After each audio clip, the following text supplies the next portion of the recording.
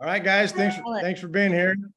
The wonderful Jordan Freed allowed me to step in and lead Monday Morning Mojo. So let's do it. My name is Craig Zuber. I'm an executive coach with MAPS Coaching. You guys ready to rock? You want to talk about something that you've never talked about before? Because we're not going to. The odds are you probably heard Freed say this over and over and over again. All right, so I thought for today we would talk about 3 simple things, all having to do with people. Sound good? All right. So the first one that we're going to talk about will have to do with talent or people inside of your organization. And then the next 2 will have to do with the people that you would like to attract and or work with. Ready? All right. So first of all, number 1, the people that we're working with. So look, there could be a lot of mixed messages out there, right? Like, hey, if we bring people into our organization to help grow our organization, sometimes we're absolutely without a doubt hiring to where we're going, not necessarily to where we're at, right? You guys probably heard that many times. And right now with shifts on the horizon, things changing a little bit, right? Like we need to actually bring people in that can make an impact right now. Not now, but right now. Does that make sense to everybody? All right, because if you want the highest form of leverage, like the highest form with the biggest impact, your people have got to be absolutely clear. They got to be clear on how to win. Because I meet with a lot of agents out there, and if I ask them that simple question, how do you win in your organization? They can't clearly tell me. So clarity on how to win. Do they actually have the capacity to do the role? That's the second one. And then the third one is, do they actually even want to do it? Right? Because you can be super clear on how to win. You can have the capacity to do it, and you still don't want to do it. There's many people out there like that right now. All right. So when we're talking about clarity on winning, do they absolutely understand the role? Not just winning. Do they understand the role, and are they clear on all the ins and outs? Simple enough. Clarity on the role, clarity on the ins and outs, and clarity on exactly how to win. Then the capacity aspect of it.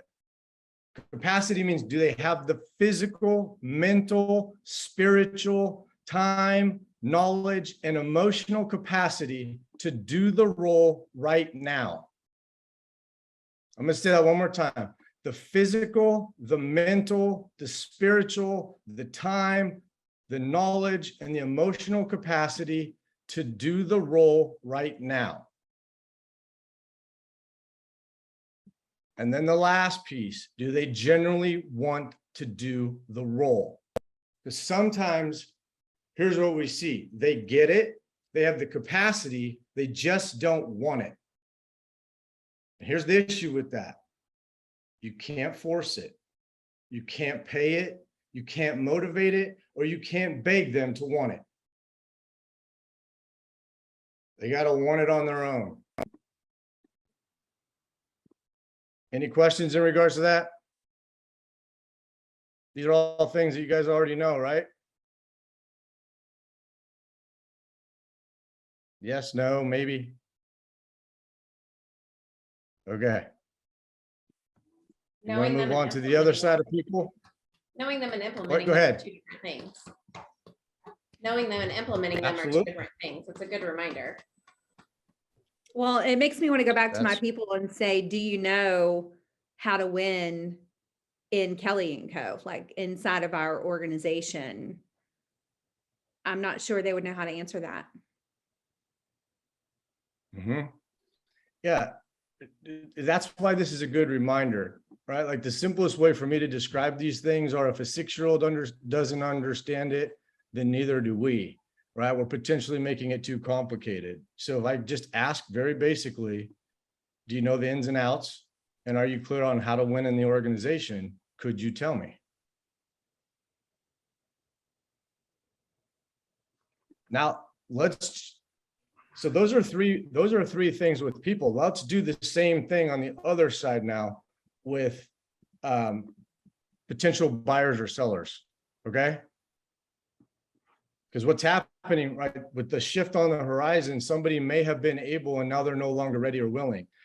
In order to win in this market, we've got to have the trifecta, right? Are they ready now? Do they actually have a reason and a driving force to do it now? Are they agreeable to do whatever it takes in today's market? That's the willingness, not 90 days ago market. Are they ready, willing, and able, and are they willing and agreeable to do it in today's market? And the able is, do they have the means to go through with the transaction? Are they pre-approved to buy right now? Or are they willing to do whatever it takes to sell? Right, same thing. You interview 10 different teams and ask them, tell me the definition of ready, tell me the definition of willing, tell me the definition of able. The challenge is we might have 10 different definitions. That's why clarity's power. Right, so ready, willing, and able is the next section of the three. And then here's the thing to do with the database, right? Like here's the next three: now, future, and never. That's the only three categories really that we put people in: now, future, and never. And the only reason why I bring up never is because in order to create clarity, clarity is a process of elimination, not addition. So I see many, many times that people are inside of a database. They shouldn't be there. They don't want to talk, they don't want to do business with you. They're not responding to you. They don't know your name, right? Like you've attempted to communicate them with via text message, via phone call, via email. They're non-responsive and you want to hold on to them. Clarity is power. You get rid of them. That's destructive abundance, trying to hold on to everyone.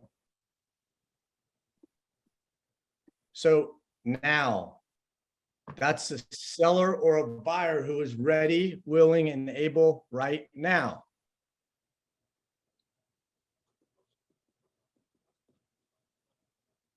Future. People who are willing to sell or buy sometime in the future when the conditions are right. Conditions can change. Life changes. Maybe they were ready to go now, and now they got to wait for something specific. They go in the future category. And the never is what I've already described, right? It's the people that you can't get in touch with or ask you not to contact them, or you've actually done whatever it took. You've sent 3 or 4 different voice messages. You've sent different text messages. You've sent different emails. So it's one thing to say I have the messaging down, but if you haven't nailed them with all 3 methods or all 4 methods, right, then we hold on to them. But I promise you, if you've left them 3 or 4 voicemails, you send them text messages with the right messaging, you send them emails with really killer messaging, and they're not responsive, what are you holding on to? Get them out so you can focus on people that want to do business with you. Mm-hmm.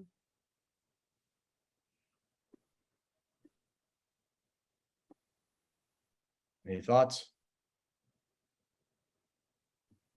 I like that term, destructive abundance, because I think we just think we want more. And sometimes it works. Like we can't even contact the people that are motivated because we're hanging on to everyone. Did you say destructive abundance, Jordan?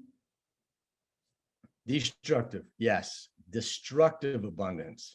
You're holding on to everything, thinking and hoping and praying that one day these people that are in the trash or in some kind of a category that makes no sense is going to do business with you. Well, you might as well put everybody in the phone book then. This was my huge aha recently, is our agents' pipelines of tasks, of calls are being filled up with these unmet non-responsives, rather than focusing on past clients and Sphere who already love us, who would gladly share more referrals if we just talk to them more. Amen. Yep. I mean, the simple equation right now is you can pick up the phone and call every single person in your database, asking them what percentage that they would buy a property under market. Is there a specific percentage that they'd be willing to buy under market value, just to see where they're at? The two things we really want to know is if they consider selling their house to buyers of ours, and or what percentage that they would buy a house in today's market, or a property or investment. So you're Pretty saying ask simple. them what percentage would they buy under market value right now? Absolutely. You got 1,000 people, call every single one of them up and ask them, is there a certain percentage or a certain amount under market value that would entice you to buy?